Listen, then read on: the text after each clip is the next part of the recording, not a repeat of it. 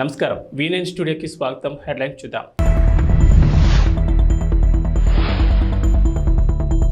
భూమి బద్దలైన ఆగస్టు 15 లోపు రుణమాఫీ, రేవంత్ రెడ్డి.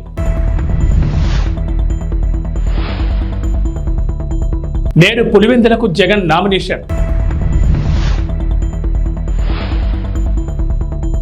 ఏపీ ఇంటెలిజెన్స్ డీజీగా కుమార్ విశ్వజిత్ నియామకం. తెలంగాణ ముఖ్యమంత్రి రేవంత్ రెడ్డి ఆసక్తికర వ్యాఖ్యలు చేశారు. నారాయణపేట జిల్లా మత్తూరులో జరిగిన కాంగ్రెస్ కార్యకర్తల సమావేశంలో సీఎం రేవంత్ రెడ్డి పాల్గొన్నారు. ఈ సందర్భంగా రేవంత్ రెడ్డి మాట్లాడుతూ కాంగ్రెస్ ఇచ్చిన 6 గ్యారంటీల్లో 5 గ్యారంటీలను అధికారంలోకి వచ్చిన 100 రోజుల్లోనే పూర్తి చేశామని చెప్పారు. 10 ఏళ్ల అధికారంలో ఉన్న కేసీఆర్ ఎన్నికల హామీలను నెరవేర్చలేదని మండిపడ్డారు. కేసీఆర్ చేసిన రుణమాఫీ బ్యాంకుల వడ్డీలకే సరిపోలేదని విమర్శించారు.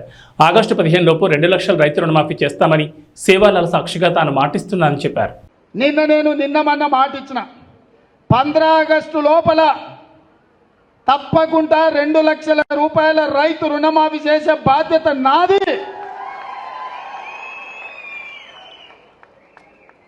సేవలాల్ సాక్షిగా, బావోజీ సాక్షిగా నేను మాట ఇస్తున్నా. 15 ఆగస్టు లోపల నేను మీ రైతు రుణమాఫీ చేస్తాను. హరీష్ రావు అంటున్నాడు నిన్న, చేయకపోతే రాజీనామా చేస్తావా అని. నేను హరీష్ రావుకు సూటిగా కేసీఆర్ సవాలు విసురుతున్నా. 15 ఆగస్టు లోపల రుణమాఫీ నేను చేస్తా. నేను రుణమాఫీ చేస్తే నీ పార్టీని నువ్వు రద్దు చేసుకుంటావా? సవాల్ను స్వీకరించు. 15 ఆగస్టు లోపల 2 లక్షల రుణమాఫీ చేసి చూపిస్తా. అక్కడి సూర్యుడు ఇక్కడ మొరిచిన, భూమి ఆకాశాలు తలకిందులైనా, కేసీఆర్ ఫామ్ హౌస్లో ఊరేసుకొని సచ్చినా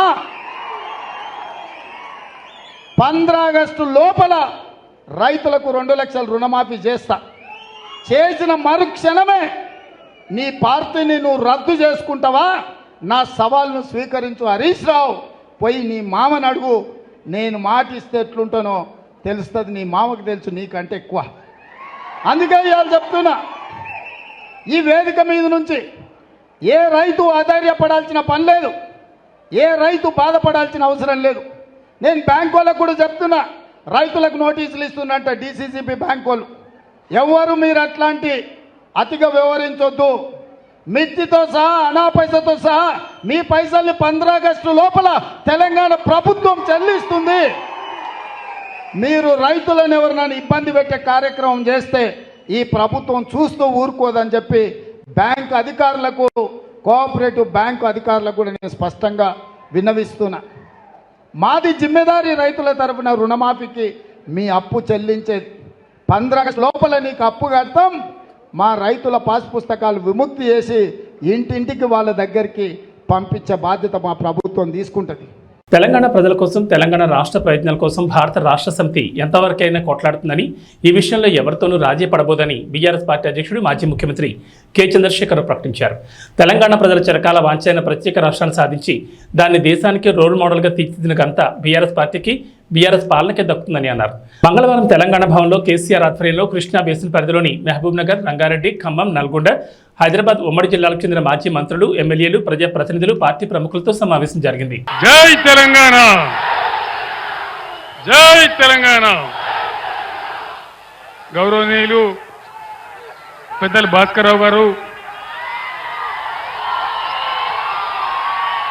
గౌరవనీయులు మాజీ మంత్రి జగదీశ్వర్ రెడ్డి గారు, గౌరవనీయులు బీఆర్ఎస్ పార్లమెంట్ అభ్యర్థి శ్రీ కృష్ణారెడ్డి గారు, టపాకాయలు వేల్చేది ఆపాలయా? టపాకాయలు వేసుకోవడం మనోడేనా? సరిగ్గా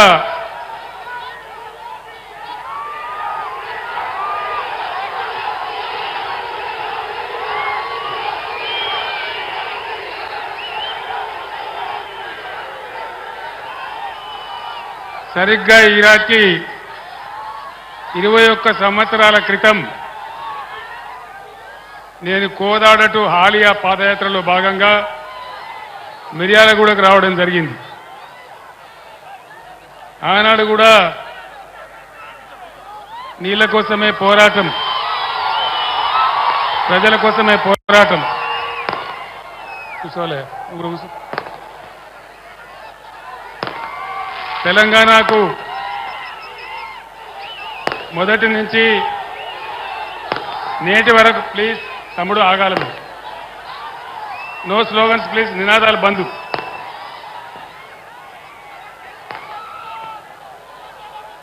ఆ రోజు నాగార్జున సాగర్ కెనాల్ కింద మనకు నీళ్ళు ఇవ్వకుండా అన్యాయం చేస్తూ ఉంటే ఈ ప్రాంతం అంతా కూడా బావులు దవ్వే పరిస్థితి వస్తూ ఉంటే బాలాజీనగర్ వగైరా నుంచి వస్తూ నేరేడు చెర్ల మీదుగా నేను ఆనాడు మిర్యాలగూడకు రావడం జరిగింది. మీరందరూ కూడా ఆ రోజు నాకు భారీగా స్వాగతం పలికారు. ఈరోజు కూడా మళ్ళీ మా యువ తమ్ముళ్ళు, మహిళలు, అక్క చెల్లెళ్ళు పెద్ద సంఖ్యలో అపూర్వమైన స్వాగతాన్ని పలికారు. భాస్కర్రావు గారు ఆ టపాకాయలు ఆపమని చెప్పండి బాబు. ఆ టపాకాయలు ఆపాలి బాబు.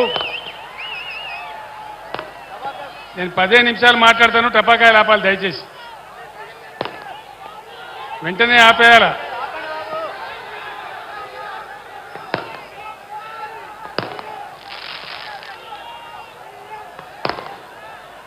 ఈరోజు పార్లమెంట్ ఎన్నికల సందర్భంగా మళ్ళీ మీ దర్శనానికి రావడం జరిగింది. ఏం జరుగుతూ ఉంది ఈ రాష్ట్రంలో? 4-5 నెలల క్రితం ధీమాగా ఉన్న రైతు ఈరోజు దిగాలు పడి చాలా బాధలో ఉన్నాడు. చెప్పేటోళ్ళు లేడా ఎవడు?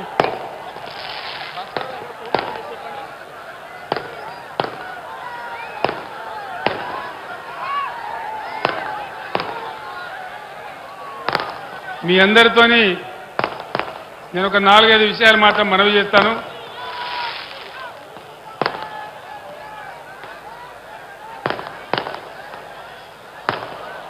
ఆనాడు నేను నీళ్ల కోసం, నిధుల కోసం, కరెంటు కోసం, మన ప్రజల కోసం ఉద్యమిస్తే 15 సంవత్సరాల పోరాటం తర్వాత బ్రహ్మాండంగా మనం తెలంగాణ రాష్ట్రాన్ని సాధించుకున్నాం. ఈ టపాకాయలు కాల్చేటోడు మనోడేనా మంచోడేవాడు?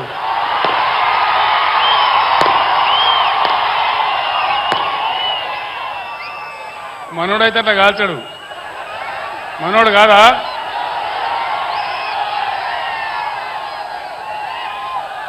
దయచేసి పోలీసు మిత్రులు ఆ టపాకాయలు ఆపేయాల. అది ఎన్నికల నియమావళికి విరుద్ధం, ఆ విధంగా చేయకూడదు. నీళ్లు ఆనాటి నుంచి ఈనాటి వరకు మన పోరాటం నీళ్లు. తెలంగాణ బతికే నీళ్ల మీద పోరాటం. ఈరోజు ఈ జిల్లాలో మినిస్టర్లు ఉన్నారు. ఇరిగేషన్ శాఖ మంత్రి స్వయంగా ఇక్కడ ఉన్నాడు. వీళ్ళు దద్దమ్మలాగా పోయి నాగార్జున సాగర్ కట్ట మీద కేంద్ర ప్రభుత్వానికి అధికారం ఇచ్చేసినారు, కేఆర్ఎంబీకి అప్పచెప్పినారు. మీరందరూ కూడా చూసినారు ఆ విషయాన్ని కల్లారా.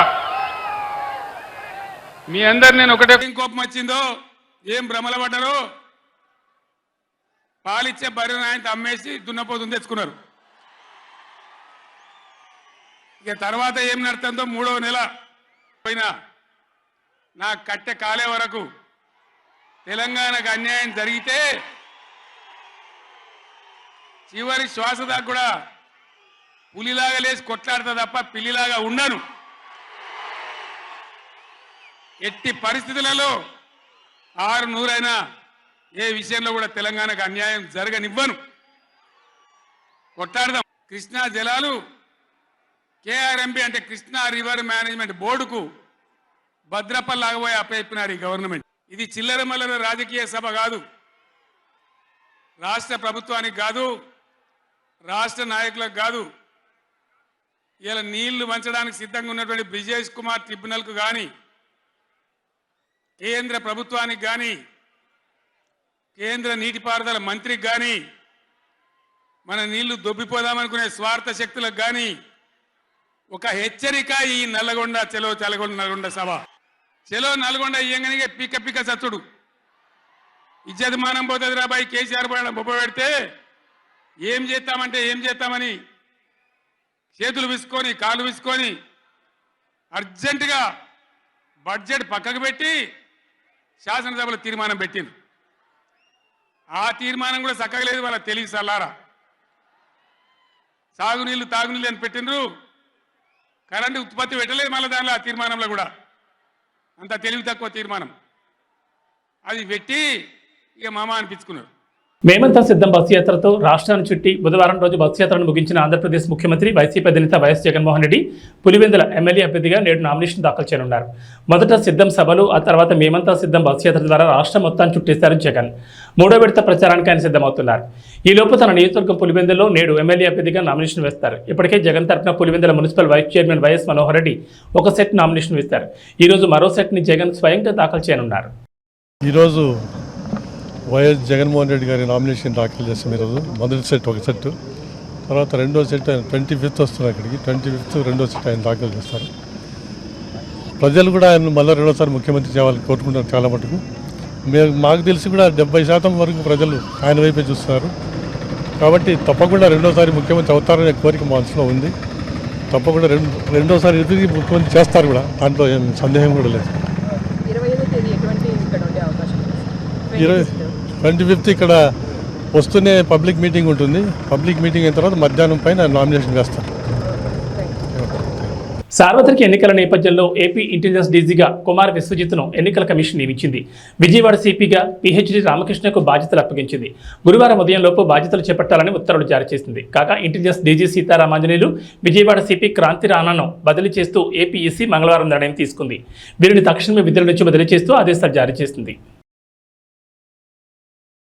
ఫోన్ ట్యాపింగ్ కేసులో నిందితుల బెయిల్ పిటిషన్పై నాంపల్లి కోర్టు విచారణ జరిపింది. కేసులో నిందితులుగా ఉన్న రాధాకిషన్ రావు, భుజంగరావు, తిరుపతన్న, ప్రణీత్రావు బెయిల్ పిటిషన్లలో పోలీసులు కౌంటర్ దాఖలు చేశారు. కేసు విచారణ జరుగుతుందని, బెయిల్ ఇస్తే నిందితులు సాక్షులను ప్రభావితం చేస్తారని బెయిల్ ఇవ్వద్దంటూ పోలీసులు కోర్టును కోరారు. ఈ క్రమంలో తదుపరి విచారణ ఈ నెల 24కు వాయిదా వేసింది నాంపల్లి కోర్టు.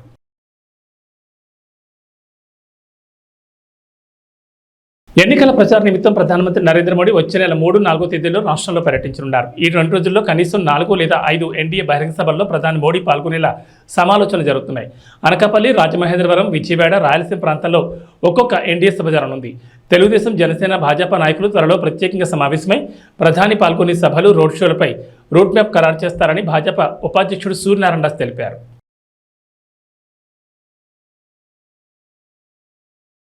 ప్రైవేట్ రంగ Kotak Mahindra bank reserve bank shock ఇచ్చింది. ఆన్లైన్, మొబైల్ బ్యాంకింగ్ మాధ్యమాల ద్వారా కొత్త కస్టమర్లను చేర్చుకోవద్దని ఆదేశించింది. అలాగే కొత్త క్రెడిట్ కార్డులను జారీ చేయకుండా ఆంక్షలు విధించింది. ఈ ఆదేశాలు తక్షణ అమల్లోకి వస్తాయి. బ్యాంక్ ఐటీ రిస్క్ మేనేజ్మెంట్లో తీవ్రమైన లోపాలు బయటపడడం ఇందుకు కారణమని ఆర్బీఐ పేర్కొంది. అయితే క్రెడిట్ కార్డు కస్టమర్లు సహా ప్రస్తుతం ఉన్న ఖాతాదారులందరికీ బ్యాంక్ యథాప్రకారం సేవలు అందించడానికి కొనసాగించవచ్చని తెలిపింది.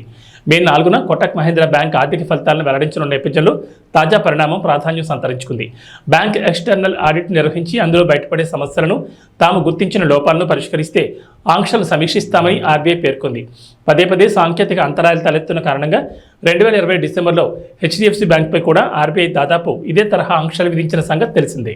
గుజరాత్తో చివరి బంతి వరకు ఉత్కంఠభరితంగా సాగిన మ్యాచ్లో ఢిల్లీ క్యాపిటల్స్ విజయం సాధించింది. గుజరాత్ విజయానికి చివరి ఓవర్లో 19 పరుగులు కావాల్సిండగా కేవలం 14 పరుగులు మాత్రమే వచ్చాయి. తొలి 5 బంతుల్లో 13 పరుగులు రాగా చివరి బంతికి 5 పరుగులు అవసరమయ్యాయి. కానీ ఒకే పరుగు రావడంతో గుజరాత్ 4 పరుగుల తేడాతో పరాజయం పాలైంది. రషీద్ ఖాన్ పోరాడిన గుజరాత్కి విజయాన్ని అందించలేకపోయాడు. ఈ మ్యాచ్లో తొలుత బ్యాటింగ్ చేసిన ఢిల్లీ నిర్ణీత 20 ఓవర్లలో 4 వికెట్ల నష్టానికి 224 పరుగులు చేసింది. గుజరాత్ 220 పరుగులకి పరిమితమైంది. ఇంటి స్థలం ఆశ చూపి మా కాలనీ వాసులకు వైసీపీ కండువాలు వేశారని, కానీ ఆ యువకులు టీడీపీ సొంత గూటికి చేరారన్నారు. వైసీపీ నాయకులు దిగజార రాజకీయాలు చేయడం మానుకోవాలని కర్నూలు పార్లమెంట్ టీడీపీ ఉపాధ్యక్షులు ముత్తిరెడ్డి, పల్లెపాటి రామరెడ్డి అన్నారు. కర్నూలు జిల్లా కొసిగిలో టీడీపీ పార్టీకి కంచుకోటగా ఉన్న 2వ వార్డుకు చెందిన 20 కుటుంబాల యువకులను వైసీపీ పార్టీకి చెందిన ఓ యువకుడు ఇంటి స్థలాలు ఇప్పిస్తామని ఆశ చూపి Mantralayam YCP MLA Balanagi Reddy, YCP మండల ఇన్ఛార్జ్ మురళీరెడ్డి ఆధ్వర్యంలో 2 రోజుల క్రితం వైసీపీ కండువాలు వేశారన్నారు. బుధవారం తిరిగి సొంత గుటికి టీడీపీ పార్టీ కండువాలను కప్పుకున్నారు. టీడీపీ పార్టీ అంటే తమకు ప్రాణమని, పార్టీ ఆవిర్భావం నుంచి తమ తల్లిదండ్రుల పార్టీలోనే ఉన్నామన్నారు.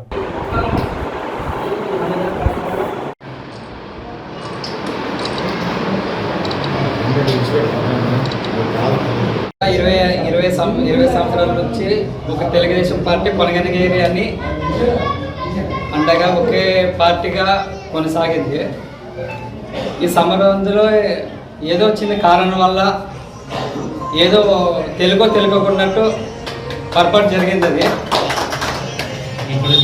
ఇప్పటి నుంచి అలా జరుపుకున్నట్ల మా కొనగనగిరి అనేది ఒక ఐకమత్యంగా, ఒక నిజాయితీగా, ఒక అండగా ఉండాలని, పక్కకి వెళ్తే పోమని ఈసారి మీ అందరికీ పార్టీ తరపు నుంచి మన బీసీకి రాఘవేంద్ర రెడ్డి కానీ మన బీసీ వాల్మీకి వచ్చిందనుకో మన దగ్గరుండి ఈరోజు మంత్రాలయం నుండి ఒక తెలుగుదేశం జెండా ఎగిరేయాలని ఈరోజు మా పెద్దలందరూ కలిసి ఈ నిర్వహించడం జరిగింది.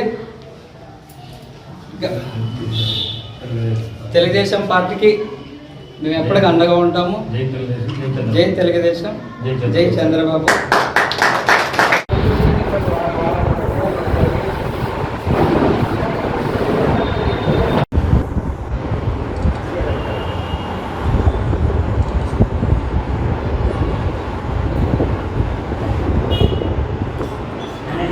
అశేష జనవాహిని మధ్య వైఎస్ఆర్ పార్టీ ఎమ్మెల్యే అభ్యర్థి బాలనాగిరెడ్డి అట్టహాసంగా నామినేషన్ దాఖలు చేశారు. ముందుగా గ్రామదేవత మంచాలమ్మను రాఘవేంద్ర స్వామిని దర్శించుకుని ప్రత్యేక పూజలు నిర్వహించారు. వైఎస్ఆర్సీపీ అభ్యర్థి బాలనాగిరెడ్డితో పాటు టీటీడీ బోర్డు సభ్యులు సీతారామరెడ్డి, మండల అధ్యక్షులు భీమిరెడ్డి, విశ్వనాథ్ రెడ్డి ఉన్నారు. అనంతరం మంత్రాలయం నియోజకవర్గం నుంచి అన్ని మండలాల నుంచి పెద్ద ఎత్తున వైసీపీ శ్రేణులు, అభిమానులు, అనుచరులు, కార్యకర్తలతో పెద్ద ఎత్తున తహసీల్దార్ కార్యాలయం వరకు ఊరేగింపుగా వెళ్లి నామినేషన్ వేశారు. వైఎస్ఆర్ ఎమ్మెల్యే అభ్యర్థి బాలనాగిరెడ్డికి క్రేన్ గజమాలతో సత్కరించారు. డీఎస్పీ సీతారామయ్య ఆధ్వర్యంలో పెద్ద ఎత్తున పోలీస్ బందోబస్తు ఏర్పాటు చేశారు.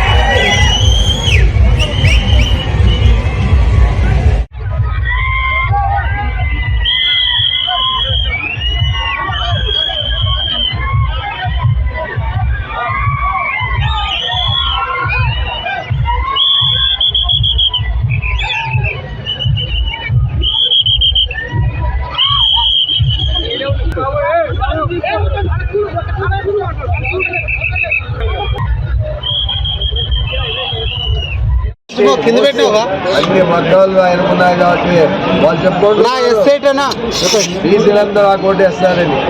మీరు ఏమన్నా సాయం చేశాడో బీసీలకు అని చెప్తున్నాను. బీసీలకు కాదు ఆయన సాయం చేసింది ఆయన సొంత. రెడ్డి గారు వైఎస్ఆర్ కాంగ్రెస్ పార్టీ తరఫున ఎమ్మెల్యే అభ్యర్థిగా నామినేషన్ చేశారు. ఆ నామినేషన్ కార్యక్రమానికి అఖండ జనం 4 మండలాల నుంచి వైఎస్ఆర్ కాంగ్రెస్ పార్టీ అభిమానులు, నాయకులు, ఎంపీటీసీలు, సర్పంచులు, రైతు సోదరులు, రాంపురం రెడ్డి సోదరులు అభిమానులు అందరూ వచ్చి బ్రహ్మరథం పట్టారు నామినేషన్ వేసే సమయానికి. అది ఏంటంటే వైఎస్ఆర్ కాంగ్రెస్ పార్టీ జగన్మోహన్ రెడ్డి చేసిన సంక్షేమ పథకాలైతేమి, మన రాంపురం రెడ్డి సోదరులు స్వయాల ప్రతి ఒక్క ఫ్యామిలీకి మండలంలో 4 మండలం అంటే ఏమనేది జనజాతరలోనే తెలిసిపోయింది, జనమైంది. మనమంతా ప్రతి గ్రామాల్లో వార్డులుగా ప్రతి ఒక్క బూత్కి వెళ్ళి ఓటింగ్ శాతం పెంచి మన శాసనసభ్యులను భారీ మెజారిటీలో గెలిపించుకోవాలా.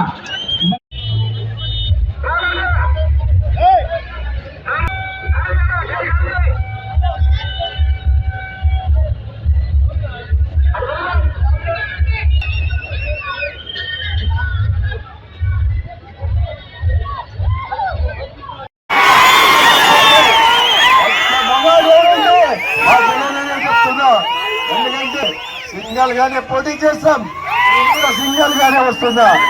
ఇలాగే చెత్త కట్టుకొని రావాల్సిన అవసరం లేదు, కూటమితో చెత్త చేసుకోవాల్సిన అవసరం లేదు మాకు. ఎందుకయ్యా నా జనం అనుకున్నంత వరకు ఇంకోరి మీద ఆధారపడాల్సిన అవసరం ఏముంది? ఆయనకు 40 ఏళ్ళ ఇండస్ట్రీ, 14 ఏళ్ళ ముఖ్యమంత్రి. సిద్ధేశ్వరం ఏమన్నా ఆధాడుతుందా? ఎక్కడా లేదు. నిజంగా మొగాలంటే జగన్మోహన్ రెడ్డి అని చెప్తున్నా. కానీ పులి బయటికి బోర్లో నుంచి పులి బయటకు వచ్చింది. అప్పట్లో అప్పుడు మనము ప్రతిపక్షంలో కూర్చున్నా కూడా మనకు భయపడలేదు, పాదయాత్ర చేశాడు మన పులి. అలాంటి పులి నాకు నా సోదరు లాంటి నా పులి, నేను కూడా మా సోదరుల కుటుంబ సభ్యులు మీరు అందరూ ఉన్నంత వరకు నేను కూడా పులి అని చెప్తున్నా. మీరందరూ ఒకటే ఆలోచన చేయాలి, మంచి వ్యక్తులకు ఓటేస్తే 15 సంవత్సరాలు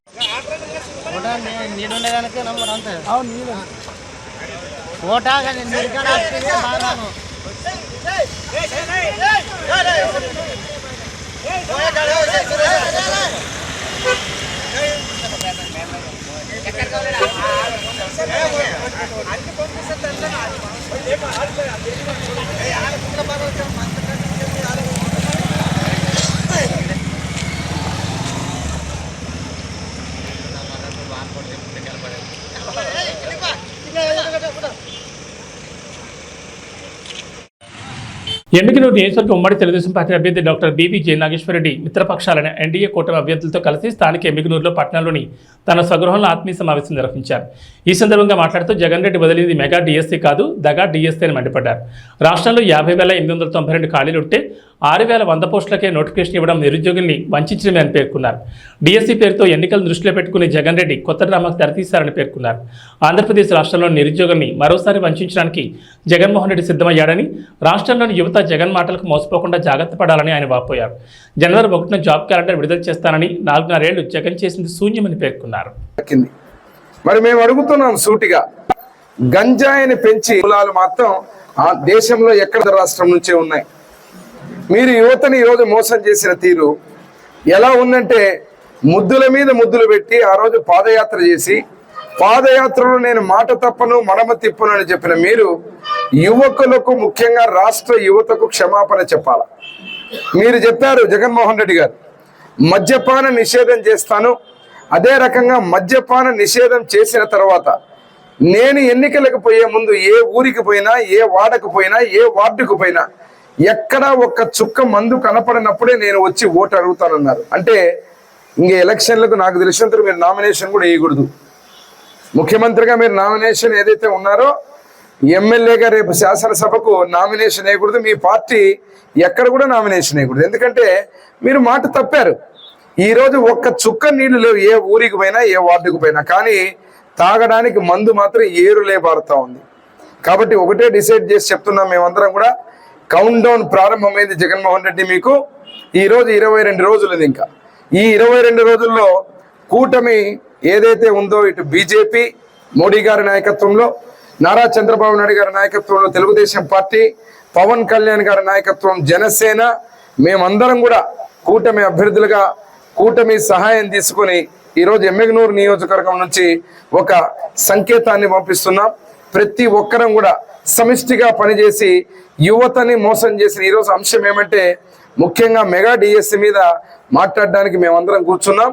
యువతనే కాదు ప్రతి వర్గాన్ని మోసం చేసిన జగన్మోహన్ రెడ్డిని రాజకీయ సమాధి చేయడానికి మేమందరం ఐక్యతగా పనిచేసి ప్రతి ఒక్కరం కూడా రానున్న ఎన్నికల కురుక్షేత్రంలో ఎన్నికల రోజు వరకు ప్రతి ఒక్కరం సైనికుల్లో పనిచేసి ఇటు జన సైనికులు, బీజేపీ నాయకులు, కార్యకర్తలు, అదేవిధంగా తెలుగుదేశం పార్టీ కార్యకర్తలు, నాయకులు అందరం కూడా సమిష్టిగా పనిచేసి ఇక్కడ ఎమ్మిగనూరు నుంచి కూటమి అభ్యర్థి అయిన నన్ను జయనాగేశ్వరాన్ని విజయ పథాన ముందుకు తీసుకుపోతారని ఆశిస్తూ ఈ రాష్ట్రంలో మళ్ళీ ముఖ్యమంత్రిగా చంద్రబాబు నాయుడు గారిని అవ్వడం ఖాయం. ఎన్నికలకు మేము సిద్ధమని చెప్పే జగన్మోహన్ రెడ్డి నీ ఫ్యాన్ రెక్కలు విరగొట్టడానికి ప్రజలందరూ సిద్ధంగా ఉన్నారు. కూటమి అభ్యర్థులైనటువంటి మా అందరికీ 2 బటన్లు, ముఖ్యంగా ఒక బటన్ ఎమ్మెల్యే అభ్యర్థిగా జయనాగేశ్వర రెడ్డికి, ఒక బటన్ సైకిల్ గుర్తు, 2వ బటన్ సైకిల్ గుర్తు బస్తిపాటి కురవ నాగరాజు గారికి ఎంపీ అభ్యర్థికి వేసే విధంగా పోవాలని చెప్పి కోరుకుంటూ పేరు పేరున మీకు ధన్యవాదాలు చెప్తూ సెలవు తీసుకుంటున్నా. ఏదన్నా కానీ రాష్ట్ర ప్రభుత్వం నిర్ణయం పేరుకు మేము హిందూ ధర్మాన్ని పాటిస్తాం. ఏమైనా చిన్న చిన్న సమస్యలు ఉంటే అంతర్గత మాట్లాడుకుని పరిష్కరించుకుంటాం. పార్టీ చూసుకుంటారు ఖచ్చితంగా. వాటిని సమయం ఉంది, మాట్లాడుతూ ఉన్నాం. కొన్ని వ్యక్తిగతమైనటువంటి వారు చెప్పడం జరిగింది, వాటి కూడా పార్టీ మాట్లాడి త్వరగా పరిష్కరిస్తారని చెప్పి నేను తెలియజేసుకుంటే, ఏదైనా ఒక జాతీయ పార్టీ బీజేపీ ఎంతో మందికి వ్యక్తిగతమైన మతభేదాలు ఉండొచ్చు, అనేక రకమైనటువంటి అవకాశాలు కూడా ఉండొచ్చు. కానీ ఒకసారి పార్టీ కేంద్రంలో నిర్ణయం తీసుకున్న తర్వాత, రాష్ట్రంలో కూడా నిర్ణయం అయిపోయిన తర్వాత దాన్ని కట్టుబడి శిరసా వహించిన బాధ్యత భారతీయ జనతా పార్టీ కార్యకర్తలు. జనసేన పార్టీ అధినేత అయినటువంటి పవన్ కళ్యాణ్ గారికి ప్రత్యేక ధన్యవాదాలు తెలియజేసుకుంటున్నాం. వారి కూటమి ఏర్పడడానికి శాయశక్తుల ప్రయత్నం చేయడం జరిగింది. ఎందుకంటే ఈ యొక్క రాష్ట్ర అభివృద్ధి కోసం, రాష్ట్రాన్ని పురోగతిలో తీసుకుపోవడం కోసం అనేక రకాలుగా పాదయాత్ర చేస్తున్నప్పుడు జగన్మోహన్ రెడ్డి గారు అనేక వాగ్దానాలు చేశారు. ఆ వాగ్దానాలు అనేకం కూడా నెరవేర్చినటువంటి పరిస్థితి. ఇంతకుముందు చెప్పినట్టు పెద్దలు ముఖ్యంగా మద్యం, తర్వాత ఇసుక సరళీకృతం చేస్తామన్నారు. తర్వాత ఉద్యోగులకు ప్రతి సంవత్సరం కూడా ఉద్యోగం యొక్క రిలీజ్ చేస్తామని చెప్పారు. ఇంతవరకు కూడా ఎటువంటి కూడా జరిగినటువంటి పరిస్థితి. కాబట్టి మనందరం కూడా ఆలోచించాలి. ఈరోజు రాష్ట్రాన్ని అభివృద్ధి పథంలో తీసుకుపోవాలంటే కేంద్రంలో నరేంద్ర మోడీ గారు ఏ విధంగా అయితే పరిపాలిస్తున్నారో, సబ్కా సాత్, సబ్కా వికాస్, సబ్కా విశ్వాస్ అనే లక్ష్యంతో వారి దేశాన్ని అభివృద్ధి పథంలో నడుపుతున్నటువంటి సందర్భాన్ని చూసాం. ఆయన అభివృద్ధి నచ్చే తిరిగి ఇంతకుముందు ఎన్డీఏలో ఉన్నటువంటి టీడీపీ గవర్నమెంట్, టీడీపీ వారు మళ్ళా రావడం జరిగింది. మరియు దానికి విశేష కృషి చేసినట్టు పవన్ కళ్యాణ్ గారు కూడా ముగ్గురు కలిసి ఈ రాష్ట్రాన్ని అభివృద్ధి పథంలో తీసుకుపోయే విధంగా ఈ యొక్క కూటమి ఏర్పడినటువంటి సందర్భం. అంతేకాదు మన ఆంధ్రప్రదేశ్ కూడా ఒక విజన్ ఉన్నటువంటి నాయకుడు చంద్రమోహన్ గారు, వారు ఖచ్చితంగా సీఎం అయితే అభివృద్ధి పథంలో వెళ్తుందని చెప్పి రాష్ట్ర ప్రజలు కూడా భావిస్తున్నటువంటి సందర్భం. ఇది డబుల్ ఇంజన్ సర్కార్ కావాలి. కేంద్రంలో కూడా రాష్ట్రంలో కూడా ఒకే ఒక ప్రభుత్వం ఉన్నట్లయితే ఖచ్చితంగా ఈ యొక్క రాష్ట్రం ఖచ్చితంగా అభివృద్ధి చెందుతుందని, ముఖ్యంగా పశ్చిమ ప్రాంతంలో ఉన్నటువంటి మనము అనేక సాగునీరు, తాగునీటి కష్టాలని మనం ఎదురు చూస్తా ఉన్నాం. వీటిని ఖచ్చితంగా నెరవేర్చే విధంగా, ఎందుకంటే కేంద్రంలో ప్రభుత్వం ఉన్నట్లయితే అనేక రకాలుగా సహాయ సహకారాలు ఉంటాయి. కాబట్టి ఈ కూటమిని ఖచ్చితంగా ప్రజలు ఆదరించి రాబోయే రోజుల్లో ఈ యొక్క ఆంధ్రలో నాకు ఈ అవకాశం ఇచ్చినట్టు మీ అందరూ కూడా ధన్యవాదాలు తెలియజేసుకుంటారు. ఏవీ బులెటిన్ విశేషాలు. నమస్కారం.